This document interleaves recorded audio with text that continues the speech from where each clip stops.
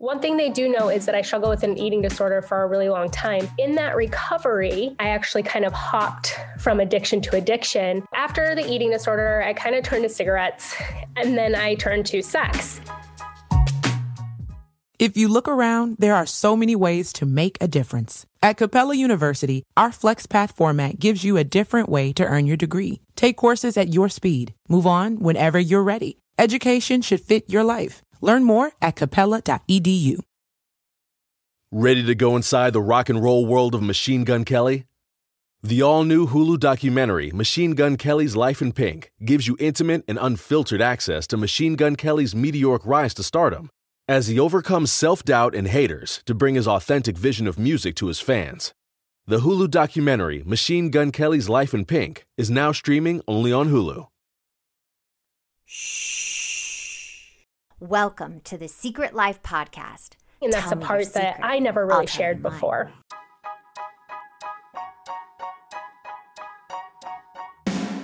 Sometimes you have to go through the darkness to reach the light. That's what I did. After 12 years of recovery in sex and love addiction, I finally found my soulmate, myself. Please join me in my novel, Secret Life of a Hollywood Sex and Love Addict, a 4-time bestseller on Amazon. It's a brutal, honest, raw, gnarly ride, but hilarious at the same time. Check it out now on Amazon. Welcome to Secret Life Podcast. I'm Breanne Davis-Gant. Today, I'm pulling back the curtains of all kinds of human secrets. We'll hear about what people are hiding from themselves and others. You know, those deep, dark secrets you probably want to take to your grave, or those lighter, funnier secrets that are just plain embarrassing. Really, the how, what, when, where, and why of it all. Today, yay, my guest is Liz. Dun, dun, dun. What is your secret? Well, okay. So as you're doing the introduction, you're like, those deep, dark secrets, whatever, that people don't know. And I feel like I've always kind of been an open book. Like, I've shared openly about me, like pooping my pants in public before. And I'm like, no shame, whatever. But there are things about me that a lot of people don't know. And one thing they do know is that I struggle with an eating disorder for a really long time. But in that recovery, I talked about how I found healing and I found like all these amazing things, which was true. But that road to healing was not like, oh, I healed and then I no longer had addiction anymore. I actually kind of hopped from addiction to addiction. And that's a part that I never really shared before. Oh, I love that. And they usually call it like the whack-a-mole. Like you stop doing one thing, but it goes to another area of your life, right? Yeah. And one of them is like very shameful for me because I don't like it at all. And like, I work as a birth doula, so I know like the importance of ovarian health and how it affects your eggs. And one of the first things that happened when I was seeking my healing and going back and forth was I started smoking cigarettes. And that's something that like nobody knows about me because I did it in hiding. And even the guy I dated at the time still doesn't know that I was smoking cigarettes. Like I would like do it like behind a dumpster somewhere. And I'd be like mouth washing and doing like everything that I can to I'd change my clothes, like everything to hide the smell of it. And, I ended up smoking for like 3 or 4 years. And it was something that I never admitted. Like, you know, like I would go out and I'd be like, oh, I just smoke when I drink every once in a while, or, oh, I just smoke here and there. But it actually like became a thing. And that's how I learned to cope with my stress from being like in an eating disorder. That was like when I was stressed out, that's what I would do was my eating disorder. That's how I felt in control. That's so crazy that you just said that because I'm not breaking anybody's anonymity, but one of my sponsees who I've been working with for years just told me that she's been a smoker the entire time and doesn't tell the people she's dating she's smoking. My husband also did that too. He was more shameful about smoking than about drinking or dating. So I love that you're talking about this. So my first question for you, let's go back. When was the first time you had a cigarette? Like when was that time you glamorized that first puff of the cigarette and that high? You know what? I honestly don't remember. I remember trying a cigarette in high school and it was like the most disgusting thing ever. And then I didn't until Honestly, it started when I was like 2013, and I had gone through a really bad breakup. I was seeking healing for my eating disorder, and I booked a one-way ticket to Africa, and I was gone for like 6 months just backpacking and traveling. And when I was traveling, a lot of travelers smoke, and it's a lot more casual in other countries. Yeah. And that's really where I started. And then I found it to be a stress release when I was like in these environments where I couldn't throw up. I could have a cigarette and feel better. Like I couldn't get this food out of me, but like I could have a cigarette and it'd make me want to take a shit. So, you know? It's suppressant. Isn't it an appetite suppressant too? Isn't nicotine like an appetite? Like I remember from in the 80s that somebody said like smoking makes you not want to eat. Yeah. I mean, that's what they say, but I feel like because of my food addiction, I don't know if it necessarily did that, but it was like, more of a choice for me. It's like, okay, am I going to eat this food and throw it up, or am I going to have a cigarette and, just pick my poison that way, I guess. Yeah. Which one should I choose today? Which made an ism out of my reality? So the smoking, why is it so embarrassing for you to admit that? Like what about it? I'm so curious because I would think the eating disorder would be harder because I used to have an eating disorder and I don't talk about it that often, but then like you would think the sex and love for me would be hard to talk about and the eating disorder would be easier, but it's the other way around. So I'm just so curious. Yeah, I think also because anybody that did was always like, smoking's disgusting. Like when women smoke, gross. And I thought it was gross too. So the eating disorder was easier to talk about because I was like on my healing journey. So it's like, yeah, I used to this, but I don't really anymore, even though I did. And so then I felt like the smoking though was very real and I was in the moment of it, but I didn't want to admit that I was addicted. I mean, I ended up getting on medication to quit. Like I took a prescription pill in order to quit. And it was after I met my now husband and he didn't even know. Like if he knew I smoked, he probably never would have dated me. Like he thinks it's disgusting, So, it was just to me, like, nobody can know this about me. Maybe it was just because you get hidden like secrecies that are intoxicating as well. Because when I was trying to get over smoking, I moved on to another addiction, which I'll share too. Oh my God, this is like a boatload of secrets. I love it. But still, I don't. Okay, so here's where I want to break it down. How did your now husband not know? Because when I would go and shoot a movie and come home, he would go buy cigarettes immediately after I left. And I could smell it in his nose. And I knew he'd been smoking. So how did people not smell it? I don't understand. Right. Well, we dated long distance. So we would see each other for like a weekend and I could not smoke for a weekend and be fine. Okay. But then by the time like I had moved, by the time I had moved, I wasn't like smoking really anymore. So yeah. But after the eating disorder, I kind of turned to cigarettes and then I turned to sex.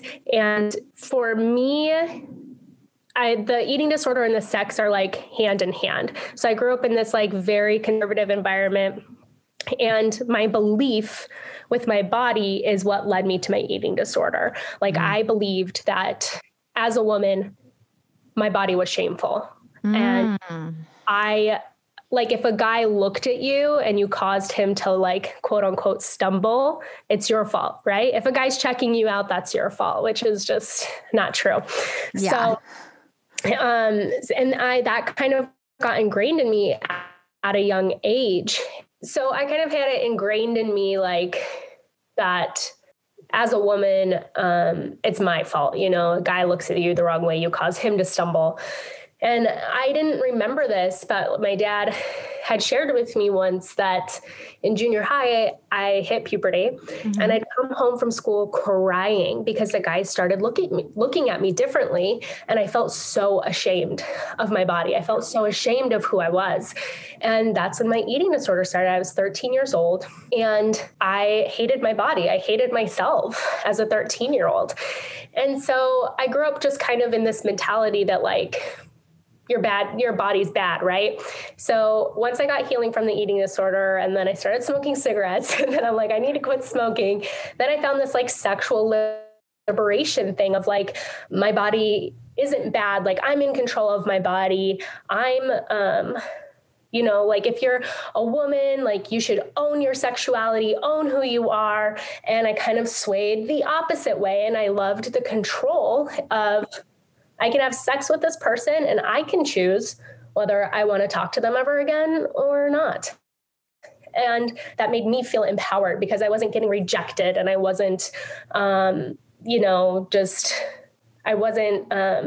don't know how to describe it. I guess I'm looking for the words. No, I think that's so fascinating, because when I remember that clear moment where I came into my body and I was walking in the mall with my dad, and this man his age was like checking me out. And it was this, at 14, and you're like, you start to see that you have that power with your sexuality, but you don't even know yourself or even know what your body is doing and all that stuff. It's a little terrifying, I have to say. And people don't talk about that. They sexualize young women. And then the way you and me, we make it about power and control, and that we're in charge of our sexuality, but that's very dangerous. It sounds healthy, but it's very dangerous. So I understand exactly what you're saying, and I don't have the right word either, but I know exactly what you're saying.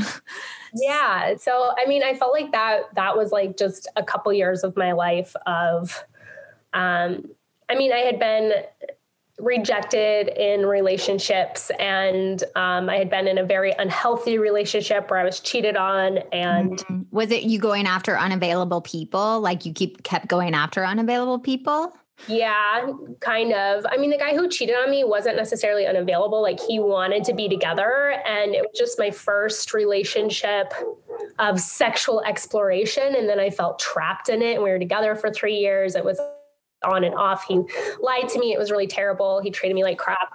And then I went for unavailable people. And then I just didn't care anymore. I didn't want to be in a relationship. I just wanted to hook up with people and and what I was telling myself was feel good about myself, right? Like, this makes me feel good. I feel in control. I feel sexy. I feel empowered. And ultimately, it didn't really hit until a little bit later. I just really realized how empty that was. And it wasn't about any of those things again. It was me still, this little girl, this 13-year-old girl, seeking healing from lies that she believed about her body being inherently wrong or bad. And that journey was so hard to recover from, because getting over the eating disorder required me like stopping doing it, and I gained weight and wasn't allowing myself to throw up. I was trying to let my body find its natural place. And that's where I acted out sexually to feel sexy and good about myself.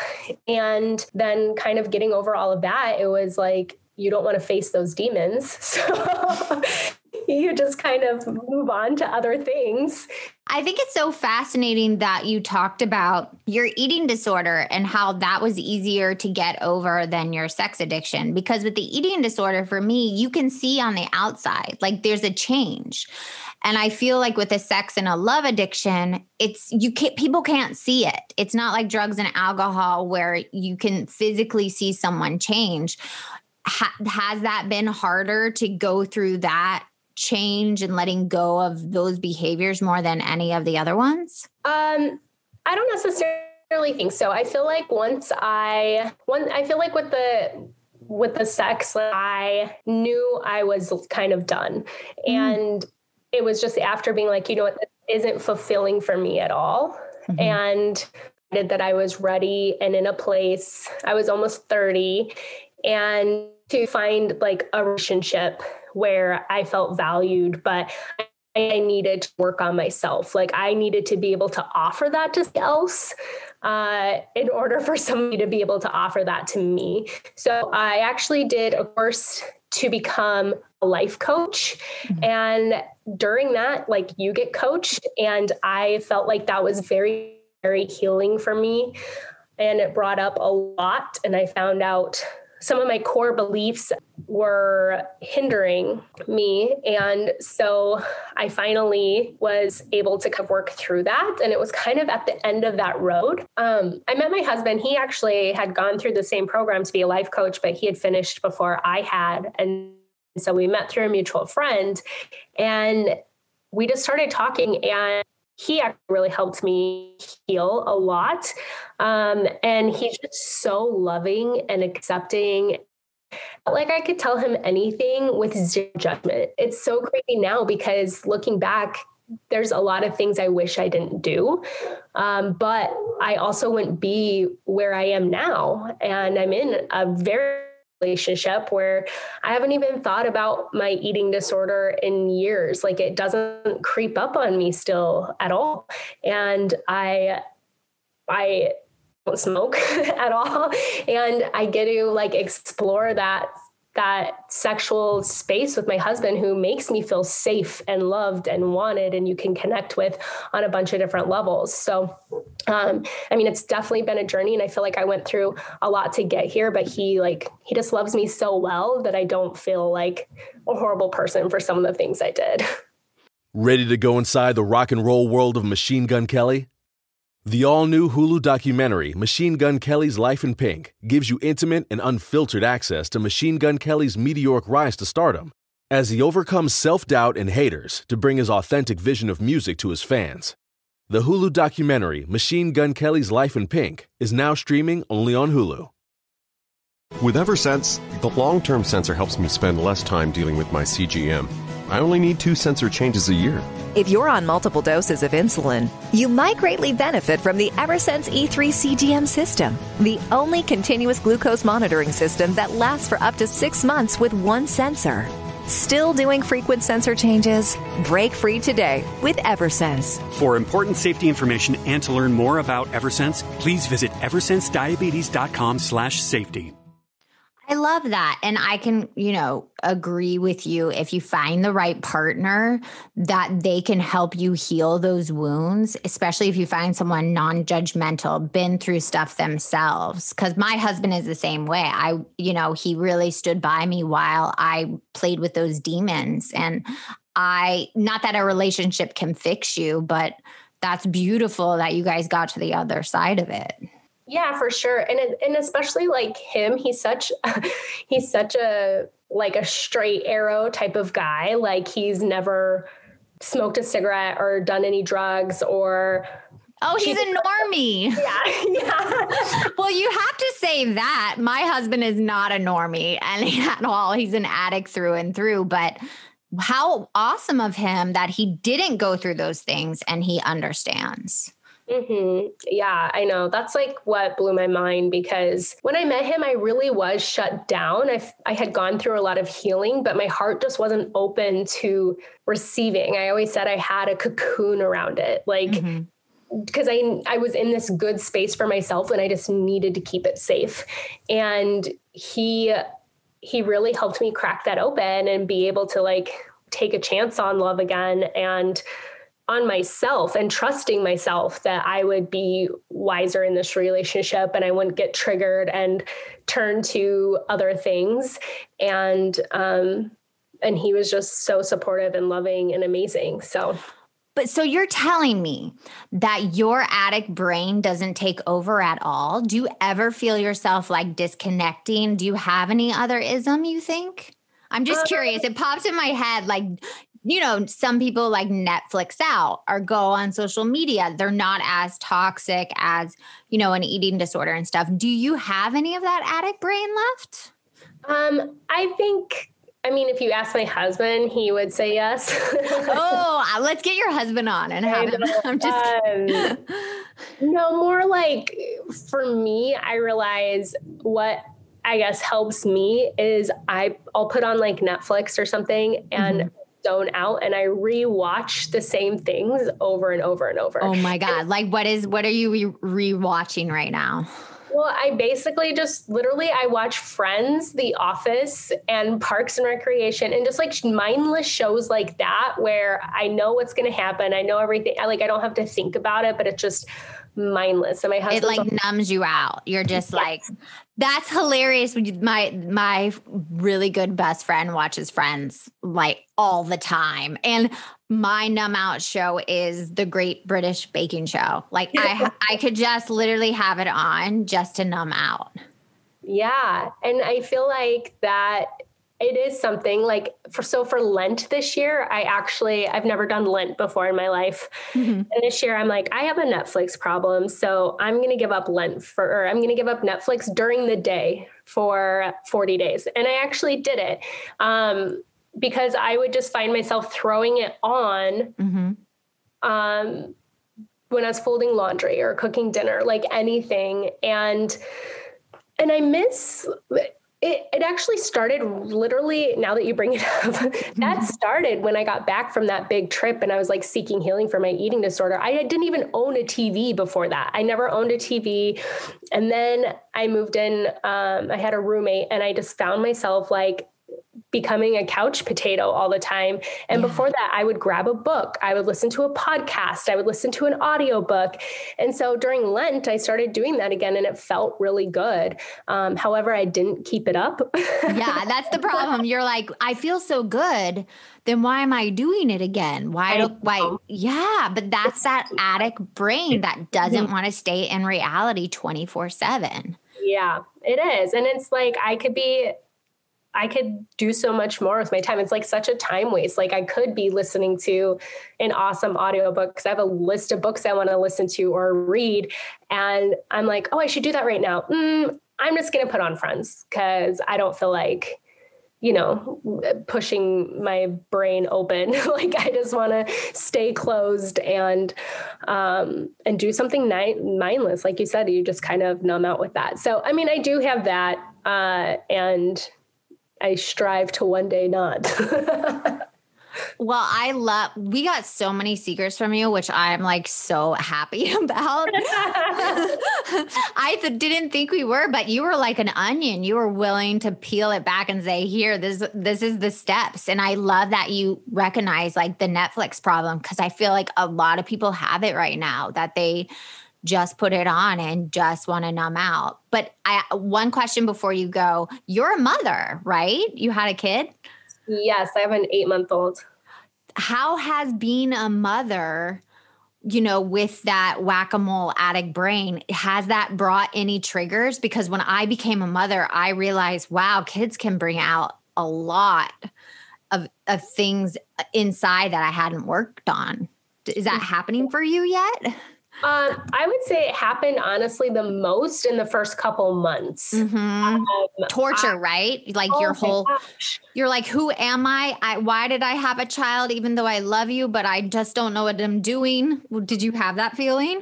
Oh my gosh. Yeah. And very overwhelming because I found myself getting so angry and not necessarily like at her. It's like, I'm exhausted and you woke up again. And I just want to grab this vase and throw it against the wall and hear it shatter and just like be pissed, but I'm not pissed at you. Like you're a baby, like I'm just like angry.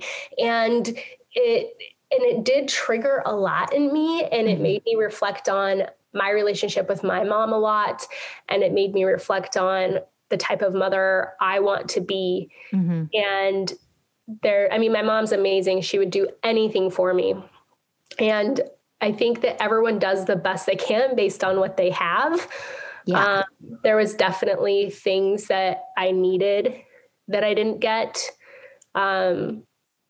Me too, girl. Me too, girl. Like, I think too, like knowing that I had an eating disorder at 13 and it's like, how did you not see this? Like, how did you let me believe these things? Like, just kind of, just some of that stuff. And then just realizing, man, I still have some stuff to work on in order for me to be the mother that I want to be. And I don't want to bring my past into my motherhood. Like I want to see what my daughter Jovi's about. Like, what does she love? Yeah. Like, who is she? Because it's not about who I am at all. It's who is she? Like, who is she meant to be? Who she's created to be? What are her passions? How does she want to create in the world? And so learning that it really has nothing to do with me. That doesn't mean that I don't have advice and some things to offer to her, because based on experience in life, but just learning that those are the things that I need to work on myself in order to be the best for her. I love that. And that's such a healing place that you're coming from. I love that you talk about wanting to throw the vase. For me, I would be like, why are you crying? I don't know what you want. It was like that control. I had no control. I didn't know how to fix it. And I also look back at my mom and was like, whoa, what did I not get? What do I want to do different? And I love that your daughter is her own person. Mm-hmm. Like, it's not even really about you. You're just a guide. My son, he doesn't fill me. I had him, but he's not mine. He's his own person, and he's going to have his own journey. Mm-hmm. Yeah, I feel like that's really hard. Oh, yeah, totally. Easier said than done, but it's like, that's the truth, right? Yeah, I mean, 100%. I feel that so much. Well, I'm so grateful for you. I'm grateful you came on. I'm grateful that you really just went through the steps and showed that there can be these little moments in your life where you do addictive things, but then it can change and morph. And not many people talk about that and come on. So thank you so much for sharing your truth. And the last question I want to have for you, if anyone out there is whack-a-moling, going to those things, finding themselves always reaching outside of themselves, what would be your advice for them? So one of the things that really helped, I found a lot of healing in silence.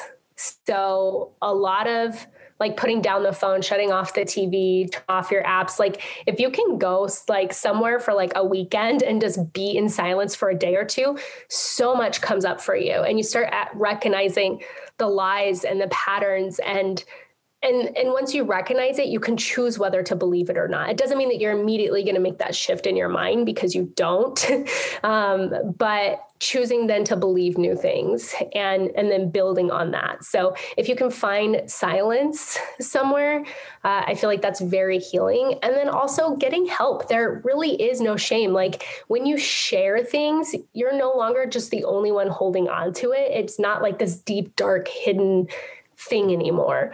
There's other people that know about it, and surprisingly, they love and accept you, and they want to help you as well. So finding somebody that you can talk to about it as well, I've found is super helpful. Oh, thank you so much, Liz. I'm eternally grateful for you. Thank you. Yeah, thank you so much for having me. And if you want to be on the show, please email me at secretlifepodcast@icloud.com. Until next time.